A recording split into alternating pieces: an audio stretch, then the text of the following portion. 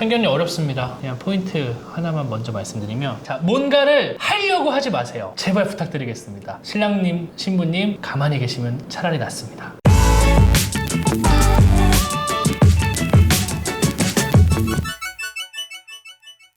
두 번째 질문으로 한번 넘어가 볼까요? 네. 이거는 우리 혁훈 대표님께서 개인적으로 굉장히 재미있어 하는 주제라고 알고 있어요. 상견례에 개꿀팁이 있나요? 하나, 둘, 셋, 빠밤!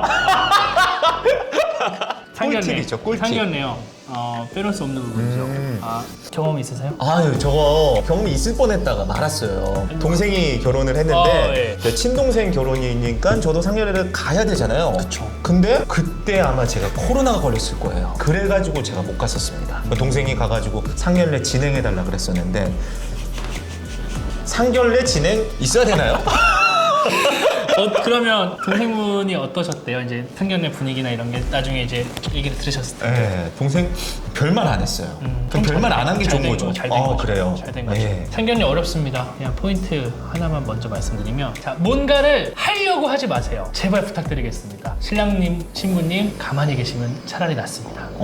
왜요? 그러니까 제가 말씀드리는 건 네. 그냥 평균이에요. 극단적으로 우리 부모님의 성향이 완전 인싸, 흔히 말해서 막 친화력이 너무 좋으신다. 그러면 뭐 그런 분들은 정규 분포의 양극단에 계시는 분들이죠. 네. 반대 분포에는 정말 뭐 조금 이렇게 무뚝뚝하시고 조금 고지식하시거나 우리 부모님 성향이 그렇다라는 분들은 제외하고 일반적으로 이제 약간의 긴장감과 설레임이나 이런 것들을 안고 가실 텐데, 그 자리에서 뭔가 이제 신랑님 입장에서 이제 진행을 한다거나 주도적으로 뭔가를 하려고 하기보다는 부모님께 맡기는 게 좋습니다. 드라마 같은 데 보면 상견례 하는 장면 나오잖아요. 그러면 적막감이 싹 돌고 그 상태에서 이제 신랑의 눈동자가 왔다 갔다 하죠. 신랑의 눈동자가 왔다 갔다 하다가 갑자기 대도 않는 멋쩍은 웃음을 지면서 하하 자 하하 여기는 뭐 이러고 아버님 오늘 뭐 이렇습니다.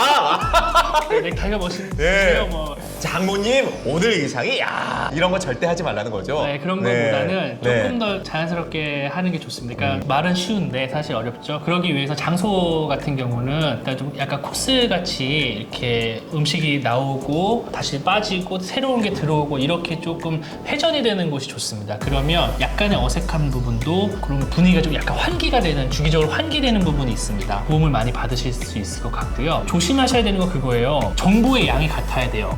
무슨 말이냐면 우리 부모님은 결혼식을 이렇게 하는 줄 알고 있는데 상대방 쪽 부모님은 다르게 알고 계시다. 그럼 그 자리에서 말이 다르면 난감하죠. 저는 그런 얘기 못 들었는데요. 이러면 이제 벌써 이제 와 이거 등이 막 쭈뼛 쓰잖아요. 동공 지진 일어나고 막 양쪽에서 이제 네. 식은땀 등줄기로 싹 흐르기 시작하고. 그렇죠. 그런 얘기 못 들었는데 내가 알기로는 이런데 이거 거기서 이제 진상을 파악하는 식으로 대화가 이루어지면 안 되잖아요. 그러니까 사전에 정보의 양이 같아야 돼요. 그래서 투명하게 신랑 신부님께서 조율하셔서 이런 부분에 대해서 잘 이야기를 나누셔서 전달을 각각 잘 하셔야 됩니다. 저 방금 소름 돋았어요. 이거 진짜 핵심 정보네. 그래서 중요해요. 상견례라 하면 신랑과 신부가 그 상견례 자리가 있기까지 뒷단에서 알려드릴 수 있는 것들 다 알려드리고 정보가 동일하게 가야죠. 그리고 그 앞자리에 딱 나왔을 때는 양가 부모님들께서 다 그 맞는 격으로 얘기 나누실 수 있게끔 같은 정보를 해서 생각한 것들을 논의하실 수 있도록 정보량이 같아야 되겠죠. 그 자리에서 정보를 교환하는 건 왜냐면 거기서는 이제 그런 개인 의사들이 이제 추가되다 보니까 거기서도 토론이 되거나 논의가 되면 좀 길어지잖아요. 본연의 어떤 자리가 좀 퇴색될 수 있으니까 인사하고 기분 좋은 자리니까 그 전에 미리 아는 게 좋습니다. 비유를 들자면 국가와 국가 간에 협상하는 그런 자리와도 비슷하네요. 실무진이 굉장히 노력하죠. 네. 정상 원수들이 만나기 전에 실무 밑에서 다 하잖아요. 이렇게 합의가 되었습니다. 원만하게 이루어졌습니다. 이것만 확인하시면 됩니다. 정확한 표현이에요. 정확한 비유예요. 맞아요. 정상회담이라고 생각하시고 그렇죠. 정상회담이고 본인들은 실무 그 차관급 뭐 장관급이라고 생각하시고 카메라 영상만 없다 뿐이지 실무진들은 가가지고 뭐 말합니까? 말 한마디도 안 합니다. 일이 다 조율돼 있습니다. 예, 딱 이 실무진들이 양옆으로 포진되어 있으면 결과적으로 중앙에 있는 분들만 확인 정도 하고 그렇죠. 화기애애하게 웃고 정확해요. 이 분위기를 만들어야 되는구나. 그렇죠. 왜냐면 하면 네. 그게 더 좋죠. 그러려면 정보의 양을 논의할 때 서로 이제 특이 사항이라든지 집안에 어떤 특별한 사항이 있거나 그러니까 부모님들의 어떤 성향, 성격, 관심사 뭐 이런 것들에 대해서 신랑 신부가 충분히 논의하고 그런 것들 또한 정보가 전달되면 좋겠죠.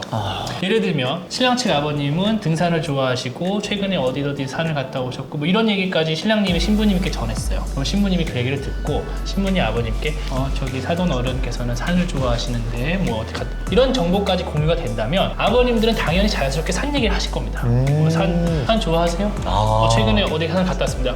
그 산 저도 좋죠. 그럼 저도 어디 갔다 왔는데 뭐 이런 식으로 뭐 하시겠죠. 이야기를 잘 하실 수 있는 정보를 최대한 많이 두 분이서 방금 말씀하신 것처럼 실무진의 밀접한 협상처럼 막 공유를 해서 해야 돼요. 정보가 많아야 이야기거리가 많습니다. 그것까지 얘기해야 됩니다. 그러니까 알면 좋죠. 네. 필수는 아닙니다만 알면은 훨씬 더 대화가 부드럽겠죠. 거기다가 반주 같은 게 조금 들어간다. 조금 윤활유 같은 역할이죠. 그러니까 너무 과음하면 안 되겠지만 음식이 워낙 좋으니까 거기에 어울리는 이제 약주 같은 거는 아버님 약주 하시겠어요? 뭐 이렇게 해서 권하드려서 약간의 반주가 들어간다면 분위기는 훨씬 더 유연해지고 대화는 좀 더 풍성해질 거라고 생각합니다. 그리고 또 안 나온 썰, 그냥 에피소드. 네. 흡연하시는 분들 있습니다. 어떤 분이요? 뭐 신랑님이건 신부님이건 뭐 흡연은 자유니까 뭐 그렇죠, 사실은 그렇죠. 뭐 거기에 대해서 아버님들도 그럴 수 있고 근데 아버님들은 괜찮아요. 사실은 뭐 어르신들이니까. 근데 네. 신랑 신부님들이 예를 들면 뭐 흡연을 하시는데 그날만큼은 조금 참아야 돼요. 한 번은 이제 신부님이 이제 신랑 신부님 다 이제 흡연을 하시는데 긴장이 되니까 신부님이 긴장이 그날따라. 둘 다 긴장이 되겠지만 네. 신부님이 그날따라 너무 긴장이 돼요. 더 하신 거야 이렇게. 막 울렁울렁거리고 막 이렇게 이제 머리 어지럽고 막. 근데 이제 담배를 피우면 이제 이렇게 할까봐 냄새 날까봐 이제 본인이 루틴이 있는데 네. 이제 루틴대로 못 하니까 더 긴장이 되고 이제 오케이. 막 집중도 안 되고 네. 담배 생각만 났다는 거예요. 네. 근데 도저히 이제 식사가 어느 정도 되다 보니까 또 먹으니까 더 땡겨. 그치. 그러다 도저히 안 되겠다. 이거는 정신이 막 몽롱해지고 막 이상해진 것 같고 이제 어쩔 수 없이 이제 자리를 나와서 네. 멀리 이제 주차장 외부까지 나가서 즐거운 시간을 보내시고 보는데 이제 씻었잖아요. 네. 화장실에서 이제 근데 예비 시아버지를 이제 화장실에서 만난 거예요. 전데 아직 씻기 전이라서 향이 이렇게 싹 감도는구나.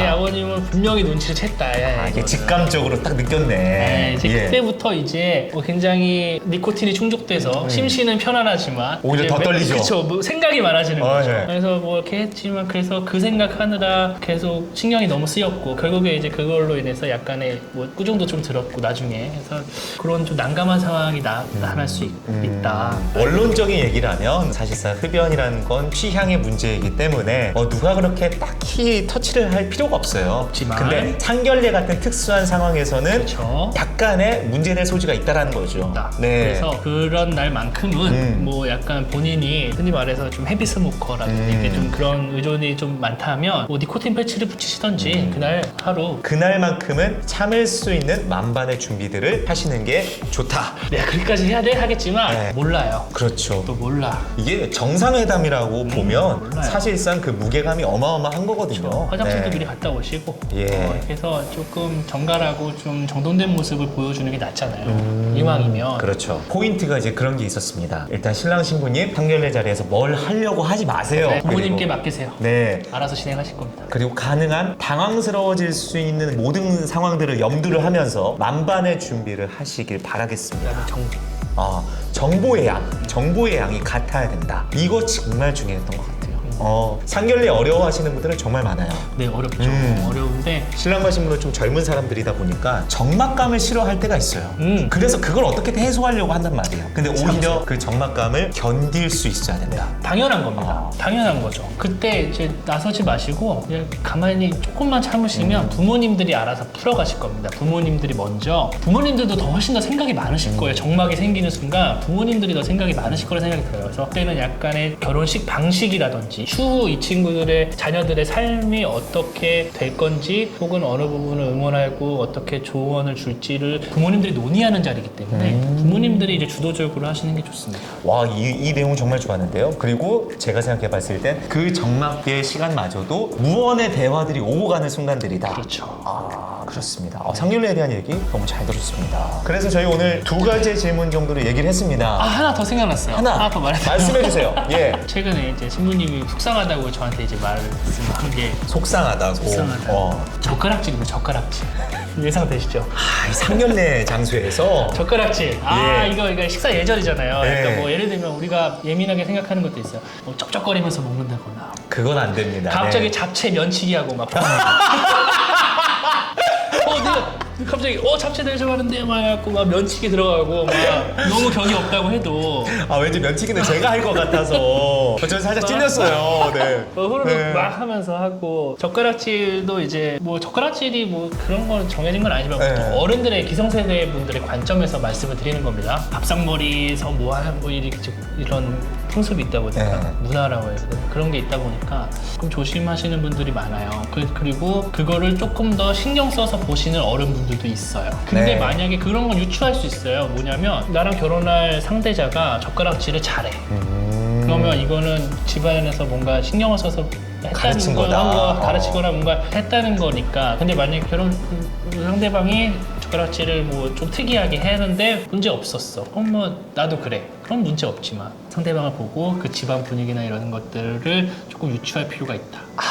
그래서 나는 아닌데 형님 그러면 괜히 좀 책잡힐 수 있으니 그렇죠. 연습하면 좋죠. 이거 꿀팁이에요. 왜 꿀팁이냐면 예를 들어서 신랑 신부가 있는데 막 그런 걸 얘기하겠어요? 우리 부모님 이런 거 봐. 그래서요. 이런 거 조심해야 돼. 이런 거 대놓고 얘기 안 하잖아요. 그러니까 어떤 단서들을 통해서 확인할 수 있는 지표라는 거죠. 신랑님이 젓가락질을 되게 잘하셔. 이거 가만 보니까 그러면 이런 것들을 볼 수 있는 확률이 있다는 거예요. 이런 꿀팁들을 또 말씀해 주셨습니다. 그래서 제 신부님이 이제 그렇게 지적을 받으셨다.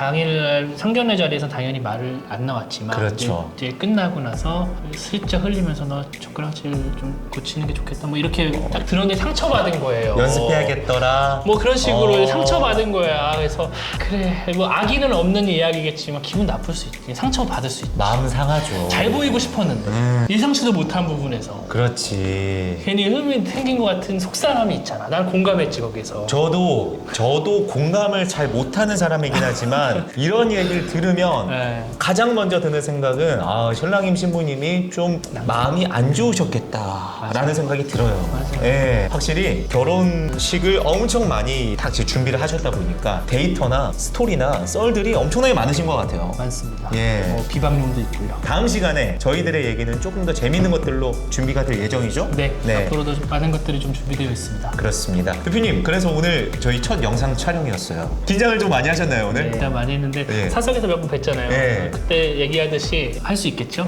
할 수 있어요. 할 수 있으시고 정말 사석에서 얘기하실수록 훨씬 더 빛이 나는 분인데 제가 그거를 영상 앞으로 이렇게 끌어올리겠습니다. 끌어올리는 역할을 맡았고 오늘 질문도 되게 좋았지만 다음 질문들도 되게 좋을 거예요. 그래서 여러분 구독 눌러주시고요. 좋아요 눌러주시고 댓글까지 달아주시면 너무너무 감사하겠습니다. 네, 알겠습니다. 그러면 저희는 다음 편에서 만나는 걸로 할게요. 여러분 안녕!